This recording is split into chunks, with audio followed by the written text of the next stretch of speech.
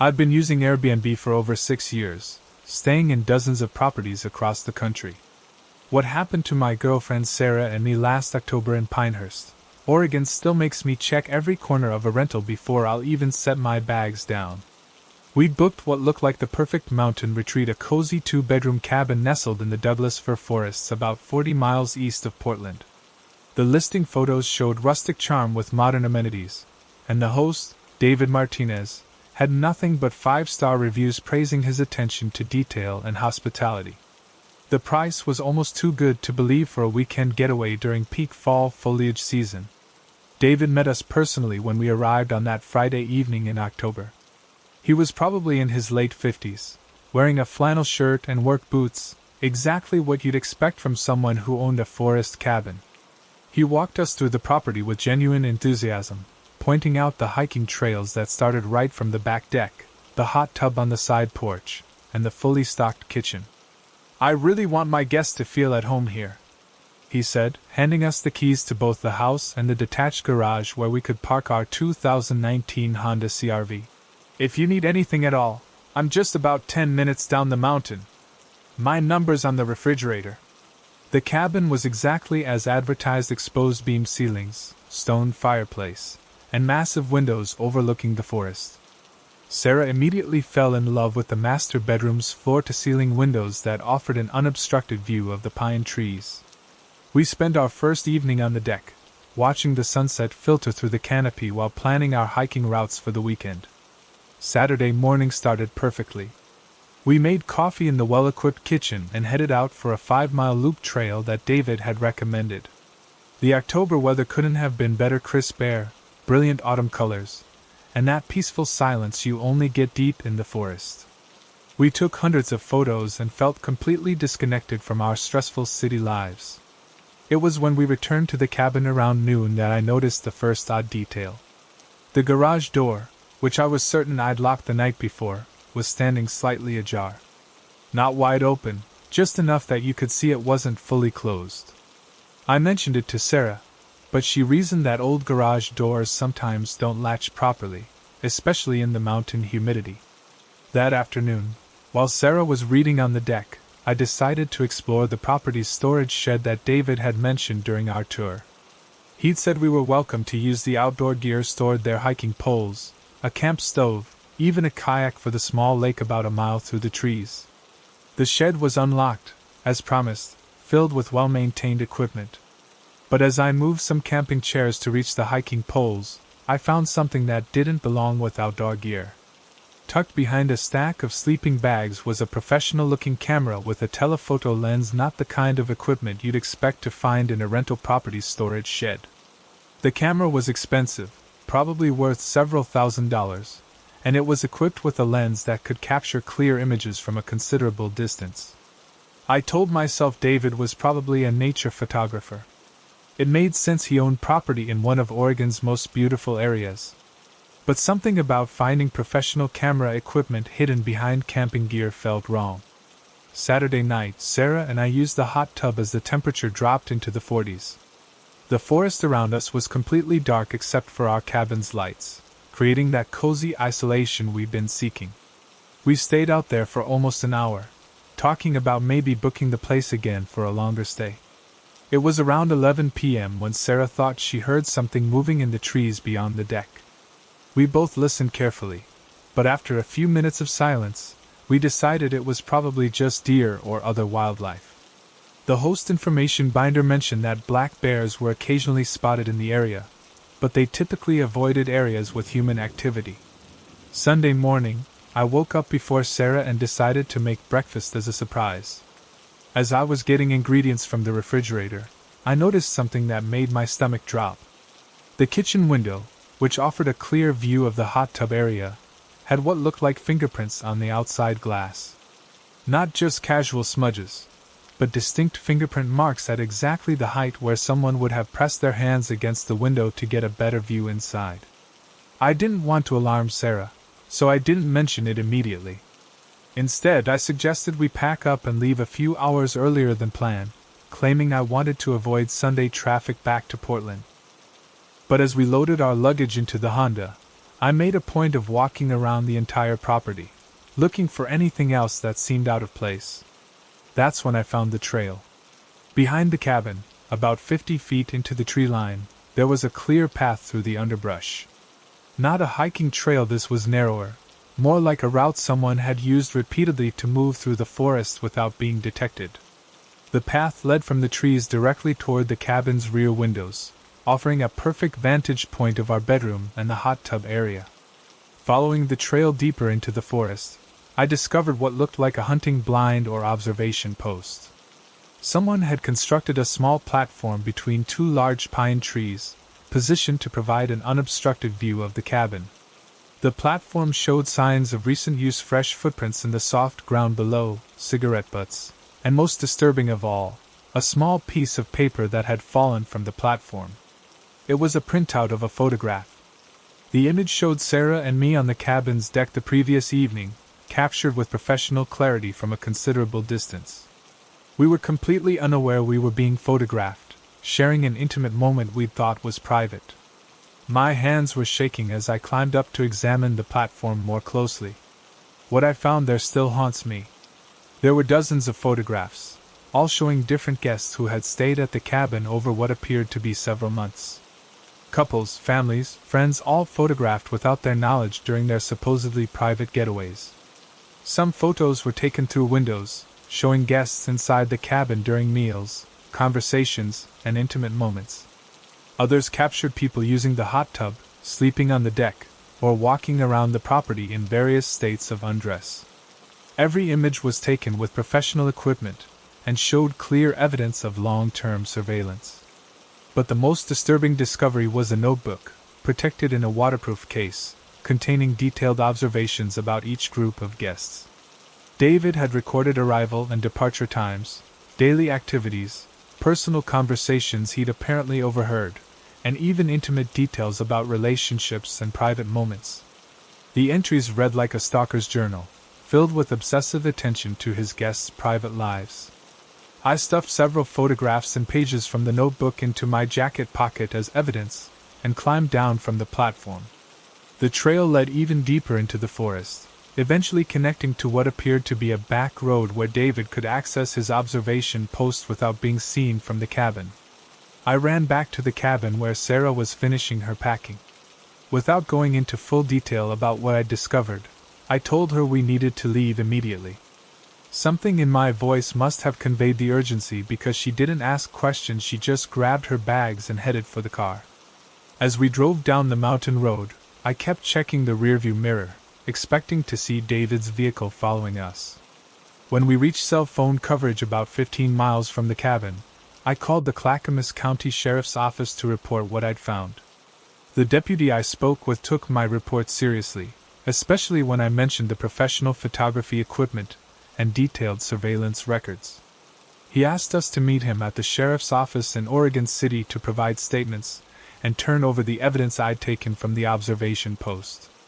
Detective Jennifer Williams, who handled property crimes, told us this wasn't the first complaint they'd received about unusual activity in the area, but it was the first time someone had found concrete evidence of surveillance. She explained that proving criminal wrongdoing in cases like this could be complicated, especially when the activity was occurring on the property owner's land. 3 days later, Detective Williams called to update us on their investigation. When deputies executed a search warrant at David's primary residence, they found thousands of photographs and hours of video recordings showing dozens of different guests who had stayed at his Airbnb property over nearly 2 years. His computer contained detailed files on each guest, including personal information he'd gathered from their social media accounts and reservation details. David Martinez was arrested and charged with multiple counts of invasion of privacy, voyeurism, and harassment. His Airbnb listing was immediately suspended, and the company conducted their own investigation into how his property had maintained such high ratings despite his illegal surveillance activities. The most disturbing part of the detective's update was learning that David had been using the information he gathered to track some of his former guests online, collecting additional personal details about their lives and relationships. Several guests from previous months were contacted by law enforcement, and learned for the first time that their private moments had been recorded and catalogued. Sarah and I testified at David's preliminary hearing, where we learned the full scope of his operation. He'd installed motion-activated cameras throughout the forest around his property, allowing him to monitor guest activities from his home 10 miles away. The observation platform was just one of several surveillance points he'd constructed over the previous 2 years. David eventually pleaded guilty to multiple felony charges and was sentenced to 4 years in prison. He was also ordered to pay restitution to the victims and register as a sex offender due to the nature of his crimes. His property was seized as part of the criminal proceedings. The experience completely changed how Sarah and I approach vacation rentals. We now thoroughly inspect any property we stay at, looking for unusual equipment, hidden cameras, or signs of surveillance. We've learned to trust our instincts when something feels wrong, and we always research the property owner's background before making reservations. What still bothers me most is knowing that if I hadn't decided to explore that storage shed and follow that trail into the forest, we never would have discovered what David was doing. How many other guests stayed at his property, thinking they were enjoying a private retreat, never knowing they were being watched and photographed during their most intimate moments. The detective told us that surveillance crimes at vacation rentals are more common than most people realize. But cases like David's with such extensive documentation and long-term stalking behavior represent a particularly dangerous escalation of criminal activity. Here's what I want every traveler to remember: always trust your instincts when something feels wrong about a rental property or host. If you find evidence of surveillance equipment, document it immediately and contact local law enforcement. And remember that just because a property has excellent reviews doesn't mean the host's behavior is appropriate or legal. Have you ever noticed anything suspicious about an Airbnb host or rental property? What red flags would make you leave a vacation rental immediately? I'd love to hear your experiences and advice for staying safe while traveling. I'm a freelance graphic designer, and after years of working from cramped city apartments with paper-thin walls and constant noise, I decided I needed complete isolation to focus on launching my own design studio. That's how I found what seemed like the perfect Airbnb rental in Clearwater, Washington, a spacious 3-bedroom house on 10 acres of private land, surrounded by cedar forests, and complete silence. The listing was posted by Rebecca Thompson, who explained in her detailed description that she'd inherited the property from her grandmother but lived in Seattle and rarely visited. She was renting it long-term to help with maintenance costs while she decided whether to sell. The photos showed a beautifully maintained 1980s ranch-style home with a large office space, high-speed internet, and all the solitude I needed for a month-long intensive work period. Rebecca and I exchanged probably 15 messages before I booked the rental. She seemed almost overly concerned about making sure I'd be comfortable staying alone in such an isolated location. She asked detailed questions about my work schedule, whether I'd have visitors, and if I was comfortable with the fact that the nearest neighbor was over 2 miles away. I appreciated her thoroughness. It showed she cared about her guests' safety and comfort. I arrived on a cold Tuesday morning in November, driving my 2017 Subaru Outback up the winding gravel driveway through towering evergreens. The house was exactly as pictured: well-maintained, spacious, and surrounded by the kind of profound quiet I'd been craving. Rebecca had left detailed instructions for everything from the heating system to the Wi-Fi password, along with a welcome basket filled with local coffee and homemade cookies. The first 3 days were absolutely perfect. I set up my design workstation in the sunroom overlooking the forest, established a productive routine, and made more progress on my business plan than I had in months of trying to work from my noisy Portland apartment. The isolation was exactly what I needed: no distractions, no interruptions, just pure focus and creativity. On Thursday evening, while I was working late in the sunroom, I heard what sounded like a car door closing somewhere in the distance.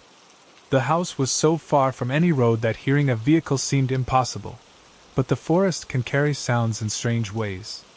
I looked out the windows but saw nothing except darkness and trees. Friday morning, I discovered the first sign that something was wrong. The garbage cans, which I'd placed at the end of the driveway according to Rebecca's instructions, had been moved back to the side of the house, Not just moved, they'd been emptied and the bags were nowhere to be found. I called Rebecca to ask if she'd arranged for special garbage pickup, but she seemed confused and said the regular service wasn't scheduled until the following Tuesday. That afternoon, I found a handwritten note tucked under my windshield wiper. Written in block letters on lined notebook paper, it simply said, "You don't belong here. Leave now." No signature, no explanation, just a clear threat that made my hands shake as I read it. I immediately called Rebecca, who was shocked and apologetic. She insisted she had no idea who might have left such a note, and offered to drive up from Seattle to help me figure out what was happening. I told her I'd handle it for now but would keep her updated.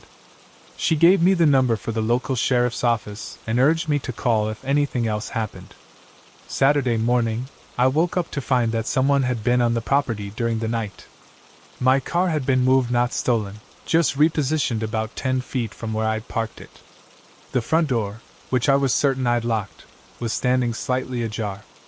Nothing appeared to be missing from inside the house, but the clear message was that someone had access to the property and wanted me to know it.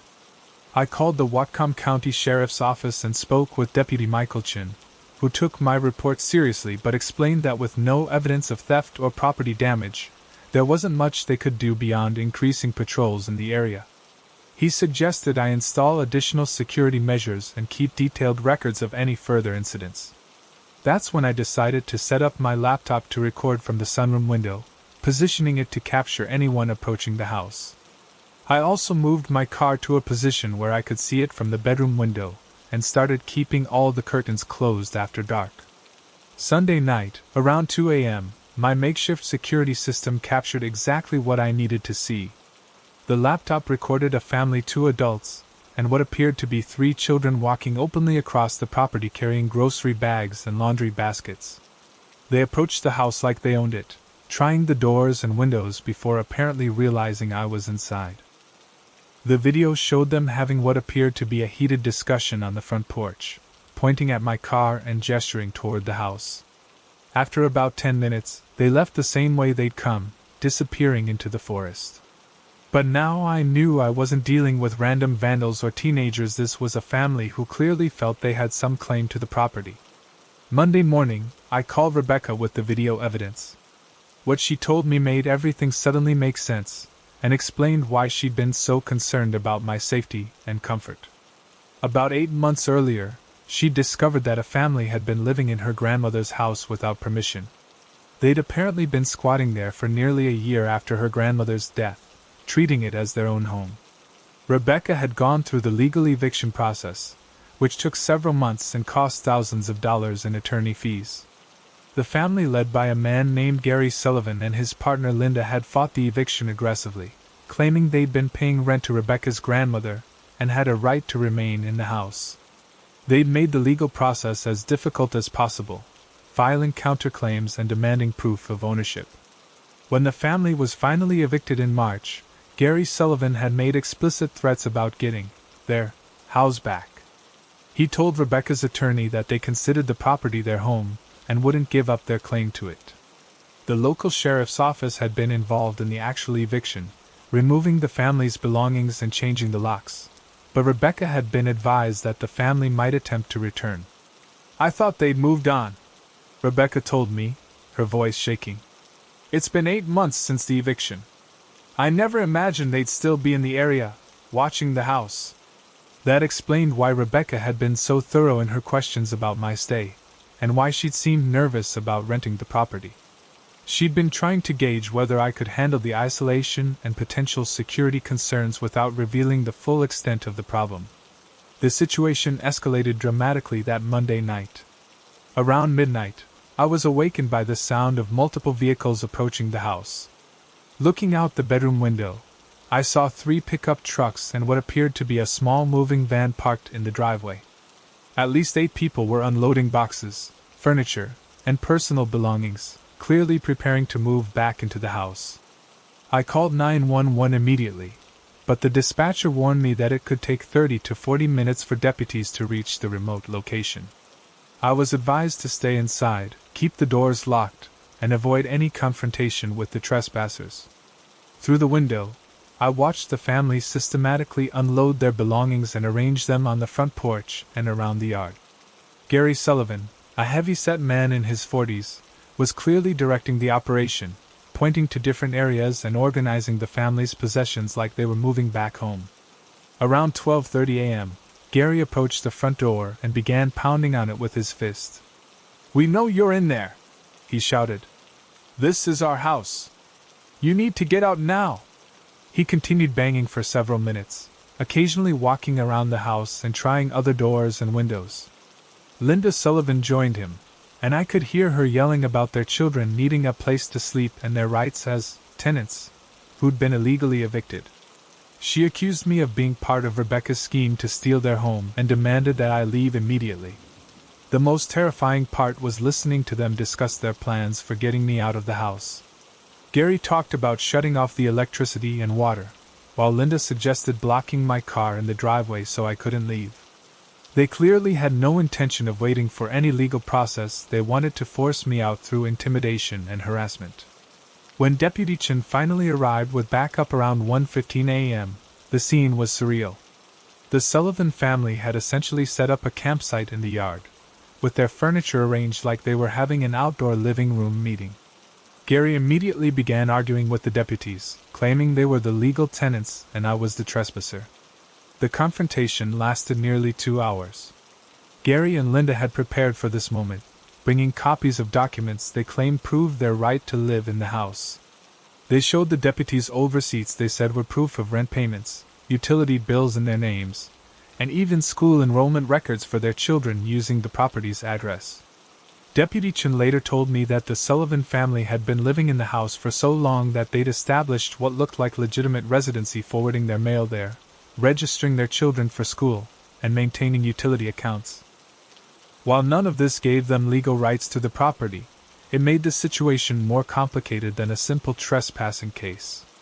The deputies ultimately ordered the Sullivan family to leave the property immediately, but they couldn't arrest them without clearer evidence of criminal intent. Gary and Linda complied, but they made it clear this wasn't over. As they loaded their belongings back into the trucks, Gary shouted that they'd be back and that I should find somewhere else to stay if I knew what was good for me. Rebecca drove up from Seattle the next morning, arriving with a locksmith and a security company. She was devastated to learn that the harassment was continuing and immediately offered to refund my rental payment and help me find alternative accommodations. But she also explained that if she didn't establish some kind of security presence at the property, the Sullivan family would likely move back in permanently. We spent Tuesday installing a professional security system with motion-activated cameras, reinforced door locks, and a direct connection to a monitoring service. Rebecca also hired a local security company to conduct regular patrols of the property, at least until the situation could be resolved through legal channels.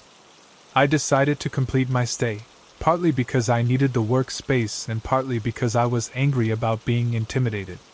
But the remaining 2 weeks were tense, with the security cameras regularly capturing the Sullivan family driving by the property and occasionally getting out to walk around the perimeter.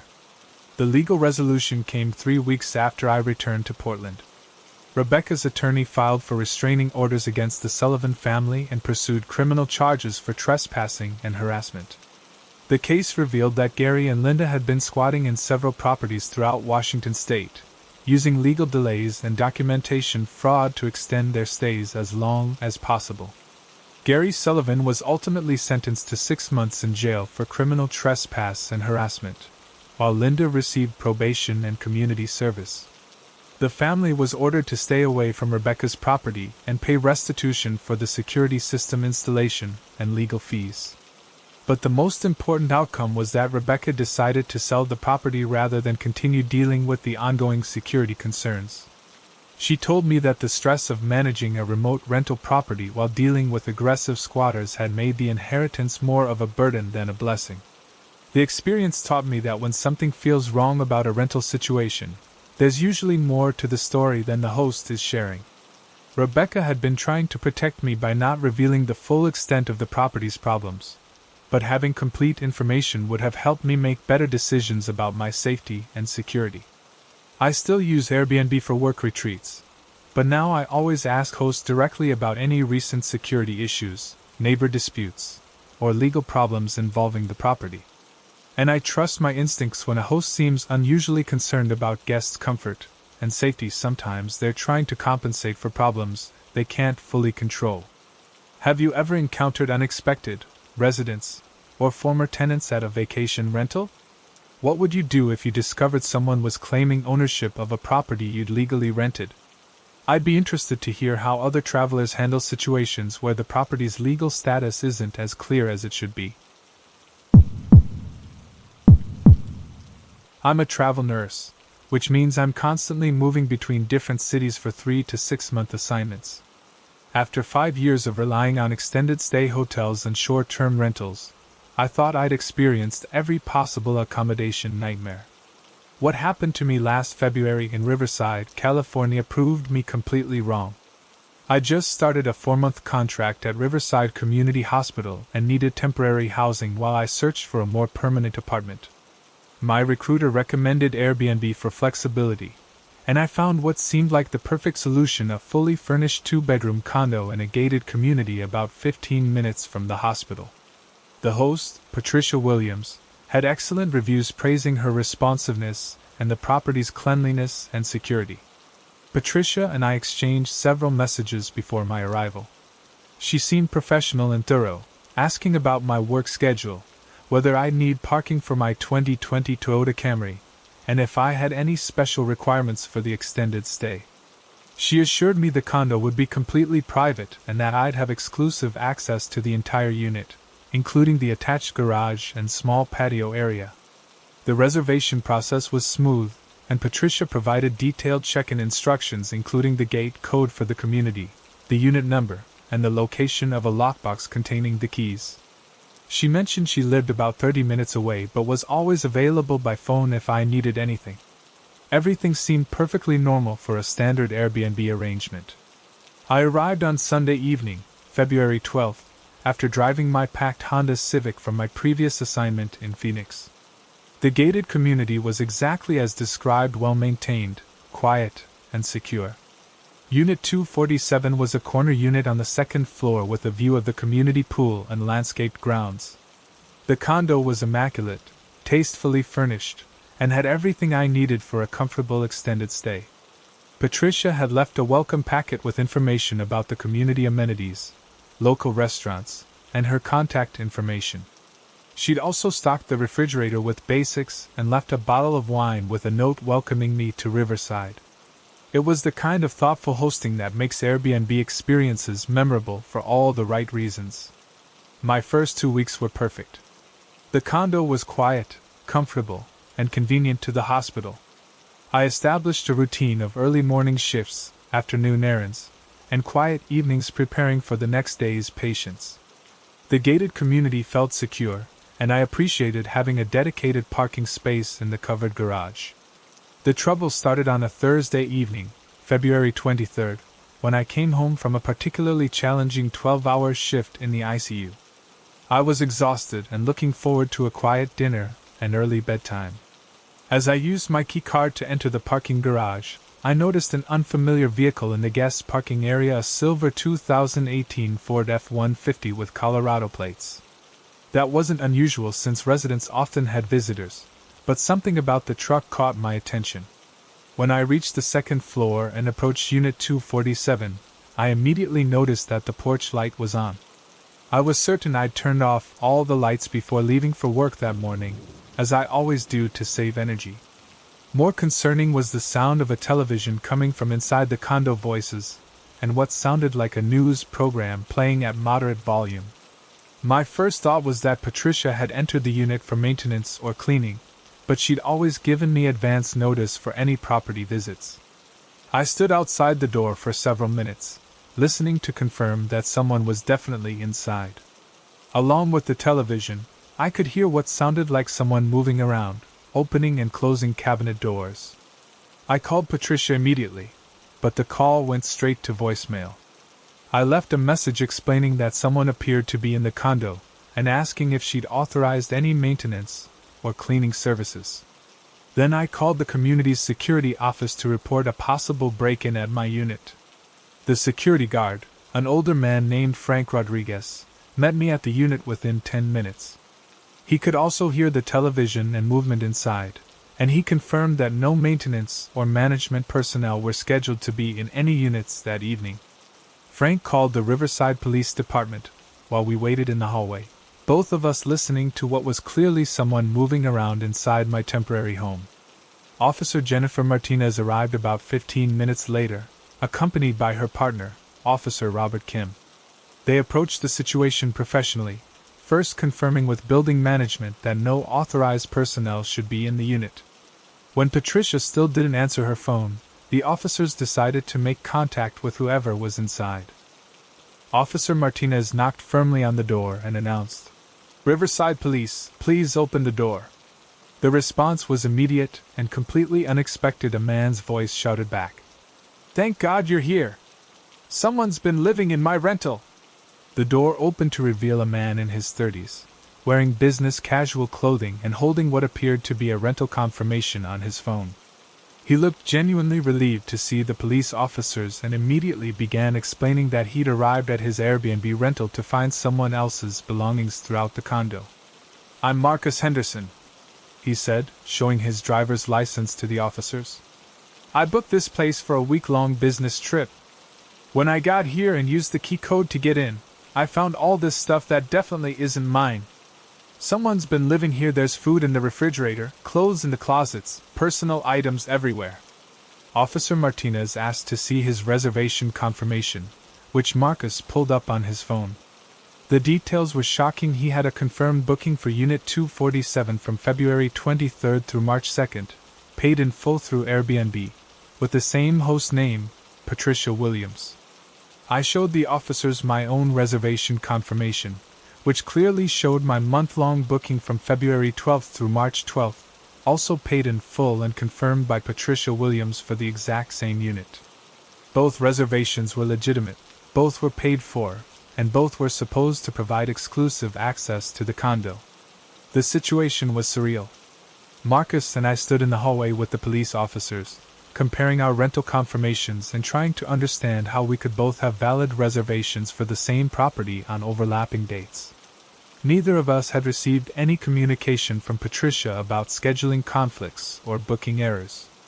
Marcus explained that he'd flown from Denver for a week of client meetings in Riverside and had specifically chosen this condo because it offered the quiet, professional environment he needed to prepare for important presentations. He'd arrived that afternoon, used the lockbox key exactly as instructed, and been shocked to find the place obviously occupied by someone else. "I thought someone had broken in and was squatting," Marcus said. "I was actually afraid to touch anything because I thought maybe it was a crime scene or something. I've never dealt with anything like this before." Officer Kim contacted Patricia Williams using both phone numbers from our rental confirmations, but both calls went directly to voicemail. The officers left messages explaining the situation and requesting immediate contact to resolve what appeared to be a double booking issue with potentially serious legal implications. While we waited for Patricia to respond, Marcus and I compared our experiences with the booking process. Our stories were nearly identical: detailed messages from Patricia, professional responses to questions, thorough check-in instructions, and welcome amenities upon arrival. There was no indication from either booking that the property was being rented to multiple guests simultaneously. The building manager, Susan Chen, arrived to assist with the situation. She confirmed that Patricia Williams was indeed the legitimate owner of Unit 247 and had been renting it through various platforms for over 2 years. However, Susan mentioned that there had been occasional complaints about noise and unusual activity at the unit, but nothing that had risen to the level of lease violations. "The owner pays her HOA fees on time and hasn't violated any community rules," Susan explained. "But we've had a few residents mention seeing different people coming and going more frequently than you'd expect for a single tenant." Officer Martinez suggested that Marcus and I work out a temporary arrangement, while Patricia could be reached to resolve the booking conflict. However, both of us were in difficult positions. I needed stable housing for my hospital assignment, and Marcus had paid for exclusive accommodations for important business meetings. The immediate problem was that Marcus had nowhere else to stay. February is peak season in Southern California, and finding last-minute accommodations suitable for business meetings would be both expensive and potentially impossible. I offered to let him use the second bedroom temporarily, but we both felt uncomfortable with the arrangement given that we were complete strangers thrown together by someone else's mistake. Around 9 p.m., Patricia finally returned our calls. Her response was shocking in its casualness. She claimed there had been a scheduling error in her reservation system and offered to refund Marcus's payment if he could find alternative accommodations. She seemed more annoyed by the inconvenience than concerned about the serious breach of trust and potential legal implications of double booking. "These things happen sometimes with online platforms," Patricia said during a three-way call with Marcus and me. "I'll refund his payment and help him find somewhere else to stay. Sarah can continue with her extended booking as planned." Marcus was understandably furious. He'd flown across the country specifically for this accommodation, had confirmed the reservation multiple times, and now was being treated like his booking was somehow less legitimate than mine. He pointed out that he'd also paid cleaning fees, service charges, and had built his entire business trip around the assumption that he'd have the professional space he'd reserved. The police officers advised both of us to document the situation thoroughly and consider pursuing the matter through Airbnb's resolution process, and potentially through small claims court if Patricia didn't provide adequate compensation for the inconvenience and additional expenses caused by her booking error. Susan Chen offered to help Marcus find temporary accommodations within the community, and it turned out there was a furnished corporate rental available in the same complex. While it was more expensive, Marcus was able to relocate there for the remainder of his business trip. But the situation raised disturbing questions about Patricia's rental practices. Over the following days, Marcus and I compared notes and discovered several red flags that suggested this wasn't simply an innocent scheduling error. Patricia had been unusually evasive about specific property details, had rushed both of our booking confirmations, and had been difficult to reach throughout both rental periods. I decided to investigate further and discovered that Patricia Williams was advertising Unit 247 on multiple platforms simultaneously: Airbnb, VRBO, and at least 2 other vacation rental sites. Each platform showed different availability calendars, and it appeared she was accepting overlapping bookings and then dealing with conflicts as they arose. Marcus found similar evidence when he researched Patricia's other properties. Several recent reviews mentioned booking conflicts, last-minute cancellations, and situations where guests arrived to find their reservations had been, accidentally, double-booked. The pattern suggested this was a deliberate practice rather than occasional mistakes. The community manager, Susan Chen, launched her own investigation after learning about the double-booking incident. What she discovered was that Patricia had been violating her HOA agreement by running essentially a hotel operation from the condo, often housing multiple guests simultaneously and exceeding the community's occupancy limits. Susan found evidence that Patricia had been using both bedrooms separately, sometimes renting them to different guests while claiming they had exclusive access to the entire unit. She'd also been charging multiple guests for the same parking space and amenities access, essentially running a fraudulent operation disguised as legitimate vacation rentals.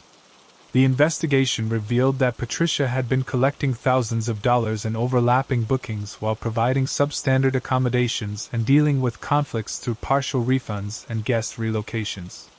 When confronted with the evidence, Patricia claimed she was overwhelmed by managing multiple properties and had made honest mistakes in her scheduling.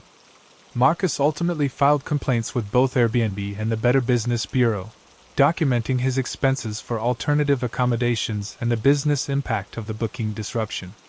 Airbnb suspended Patricia's listing pending investigation and provided Marcus with a full refund plus compensation for his additional expenses. I completed my extended stay at the condo, but with the understanding that Patricia's rental privileges in the community were being terminated. Susan Chen advised me that the HOA was pursuing legal action to prevent Patricia from continuing to operate vacation rentals in violation of community agreements.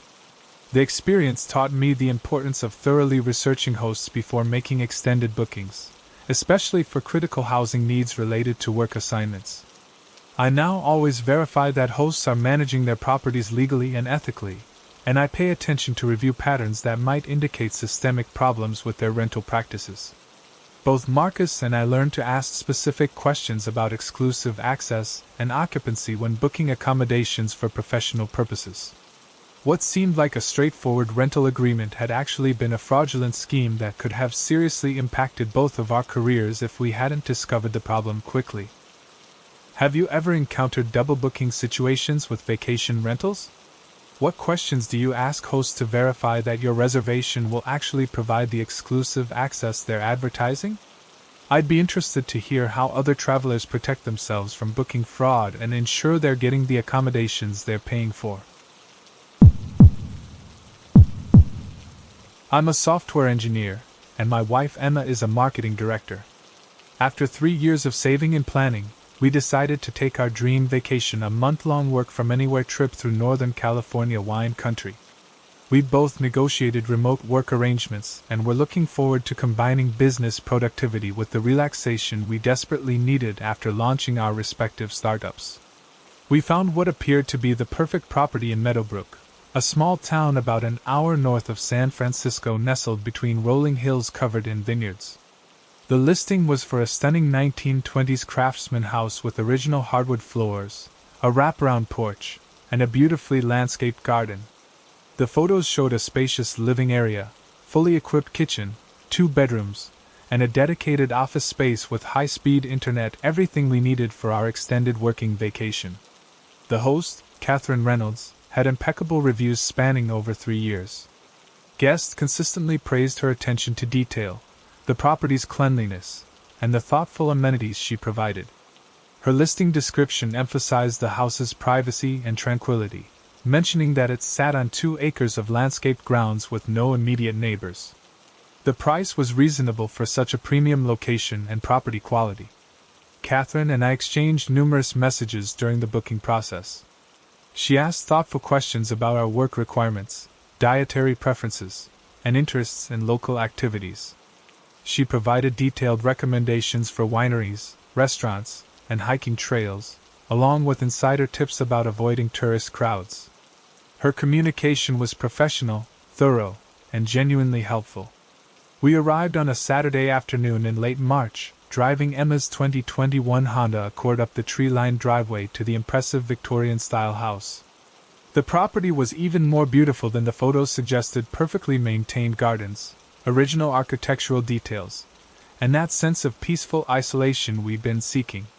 Catherine had left detailed instructions for everything from the Wi-Fi password to the quirks of the vintage plumbing system. The interior was magazine-worthy.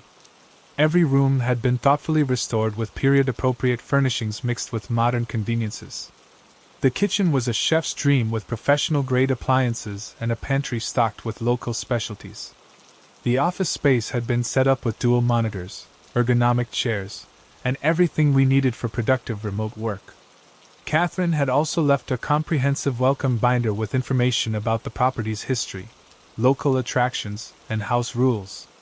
She mentioned that she traveled frequently for work and might be out of town during our stay, but provided her cell phone number for any emergencies. The level of preparation and hospitality was exceptional. Our first 2 weeks were absolutely perfect. We established a routine of morning work sessions, afternoon wine tastings or hiking, and quiet evenings on the wraparound porch. The house was exactly as advertised: private, comfortable, and equipped with every amenity we could want. We were already planning to book the property again for future working vacations. The only unusual aspect was the basement door, located in the kitchen next to the pantry. It was secured with an old-fashioned skeleton key lock and had a handwritten sign that read, "Storage private, do not enter." Catherine had mentioned in her house rules that the basement contained personal items and seasonal decorations, and that guests should not attempt to access it. This seemed completely reasonable for a property owner who used the house personally between rentals. Emma and I respected the boundary completely. We had no reason to explore areas that were clearly marked as off-limits, and the house provided more than enough space for our needs. The locked basement door became just another detail of the property's character, like the creaky floorboard in the hallway or the temperamental bathroom faucet that needed to be turned just right. The situation changed dramatically during our third week. On Wednesday evening, March 22nd, we were working late in the office when we heard what sounded like music coming from somewhere in the house. It was faint but distinctly audible classical piano music that seemed to be coming from below us. Emma and I looked at each other, both clearly hearing the same thing. Our first assumption was that sound was carrying from a neighbor's property, but the house was isolated on its 2-acre lot with no nearby residences. We walked through the entire house, trying to locate the source of the music, but it was loudest near the kitchen where the basement door was located. "Maybe Catherine has a radio or music system on a timer in the basement," Emma suggested. "Or there could be a security system with audio that's malfunctioning?" We tried calling Catherine, but the call went straight to voicemail. I left a message explaining that we were hearing music that seemed to be coming from the basement, and asking if there was any automated system we should know about. The music continued for about an hour before stopping abruptly around 11 p.m. Thursday morning, Catherine returned my call with an explanation that seemed plausible but felt slightly off. She claimed there was an old radio in the basement that sometimes picked up classical music stations due to atmospheric conditions, and that she'd forgotten to disconnect it before our arrival. She apologized for the disturbance, and assured us it wouldn't happen again. But Thursday night, we heard the music again. This time it was accompanied by what sounded like footsteps, not the random settling noises you'd expect from an old house, but deliberate movement with a regular pattern. Someone was walking around in the basement, moving back and forth across what sounded like a significant space. Emma was getting nervous. "That's not a radio," she said. "Someone is down there." I agreed, but we were in a difficult position. We were guests in someone else's property. We had no right to access areas marked as private, and we had no evidence of actual wrongdoing. Catherine had provided a reasonable explanation for the music, and old houses do make strange noises. But the pattern of sounds was definitely more consistent with human activity than random audio equipment. Friday morning, I called Catherine again and described the footstep sounds we'd heard. Her response was more defensive this time. She claimed the basement had plumbing and heating equipment that could create noise, especially during temperature changes, and suggested we might be hearing the house's systems cycling on and off. "Old houses have their own personalities," Catherine said. "I've lived there for years and I'm used to all the sounds it makes. I'm sure it's just the heating system adjusting to the cooler evening temperatures." But her explanation didn't account for the regularity and apparent purposefulness of the sounds we were hearing. Heating systems don't walk back and forth across a basement floor in steady, measured steps. That evening, Emma and I decided to investigate more systematically. We positioned ourselves in different parts of the house, and used our phones to record the sounds when they occurred. What we captured was definitely not mechanical noise, it was clearly someone moving around in a space directly below the kitchen and living room. The recordings also picked up what sounded like running water, cabinet doors closing, and at one point, what appeared to be a telephone conversation. The voice was too muffled to make out specific words, but it was distinctly human speech with the rhythm and intonation of someone talking on the phone. Saturday morning, we made a discovery that changed everything. While Emma was making coffee in the kitchen, she dropped a spoon that rolled under the vintage cabinet next to the basement door. When she moved the cabinet to retrieve the spoon, we found that it had been concealing a second door, a narrow entrance that was hidden behind the furniture.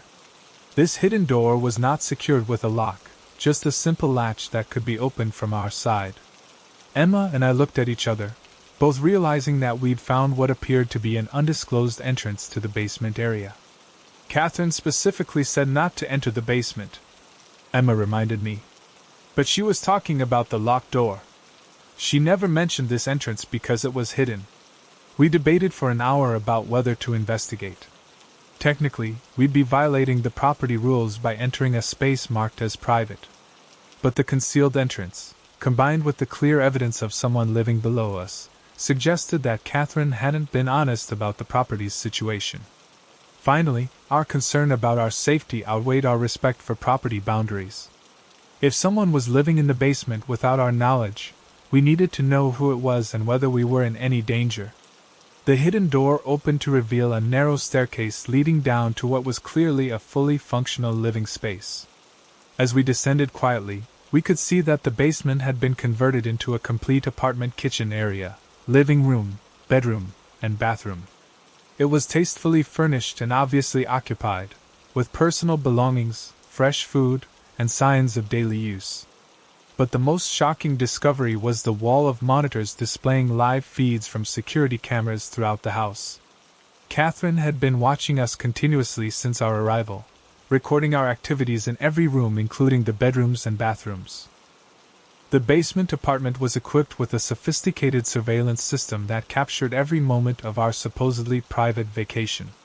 Sitting at a desk in front of the monitors was Catherine Reynolds herself.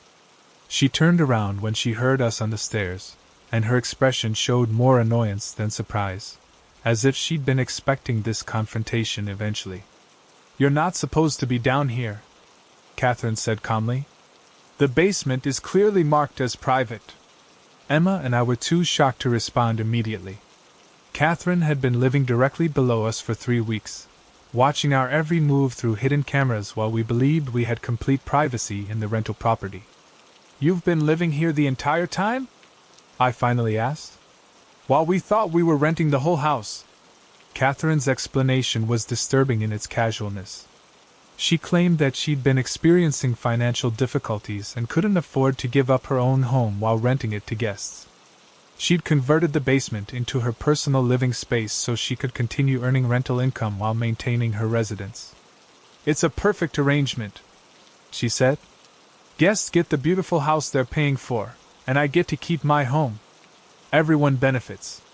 When we pointed out the surveillance cameras, Catherine became defensive, claiming they were for security purposes and that all rental properties had monitoring systems. She insisted that she only checked the feeds occasionally to ensure the property was being treated properly.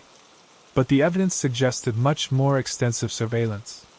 The monitors showed recorded footage organized by date and room, indicating that Catherine had been systematically documenting our activities throughout our stay. There were even files labeled with our names containing what appeared to be detailed observations about our daily routines and personal conversations. Emma was particularly upset about the bathroom cameras, which Catherine had not disclosed in any of her property descriptions or house rules. "This is illegal," Emma said. "You're recording us in private spaces without our consent." Catherine's response revealed the true scope of her operation. She claimed that the surveillance was necessary to protect her property, and that guests who weren't doing anything wrong shouldn't be concerned about being monitored. She suggested that our objection to the cameras indicated we might have been planning to damage the property, or violate house rules. The basement apartment also contained files and equipment suggesting that Catherine had been running this operation with multiple properties. There were folders labeled with different addresses, surveillance equipment for various locations, and what appeared to be detailed profiles of past guests based on their recorded activities.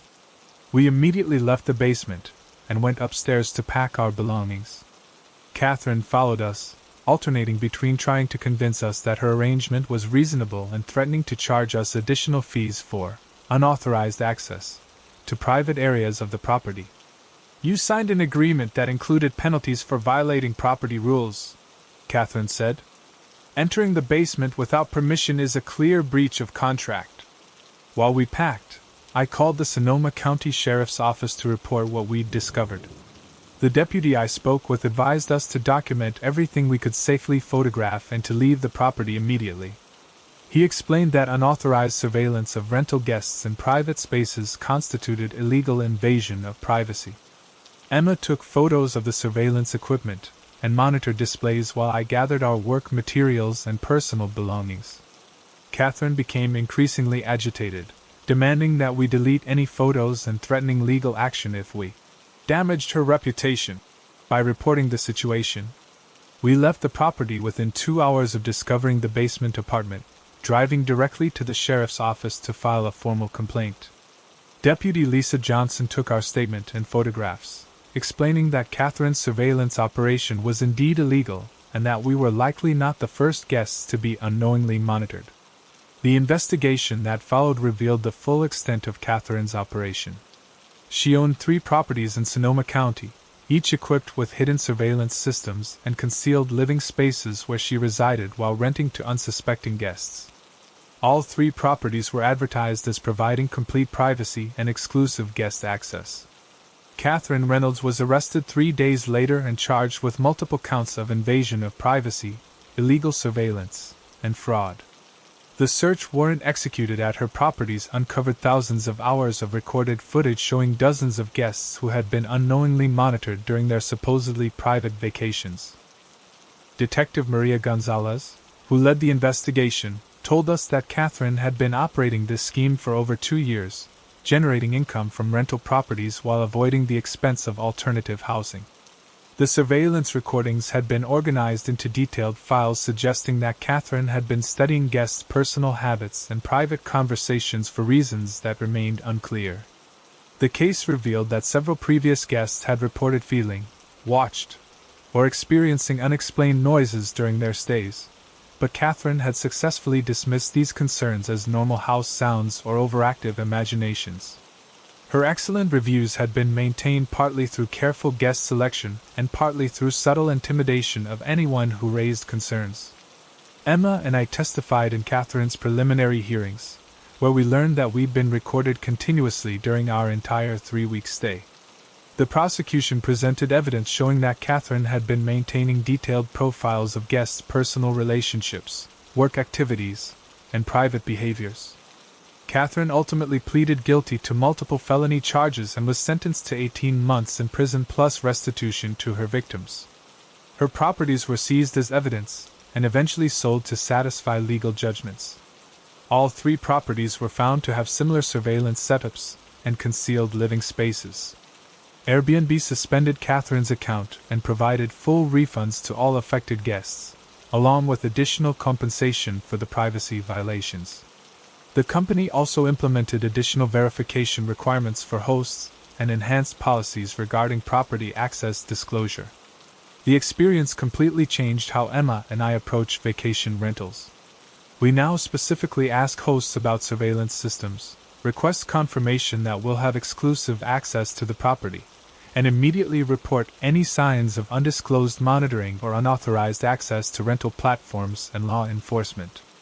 What disturbs me most is that Catherine's operation was so sophisticated and long-running that dozens of couples and families were unknowingly recorded during their most private moments.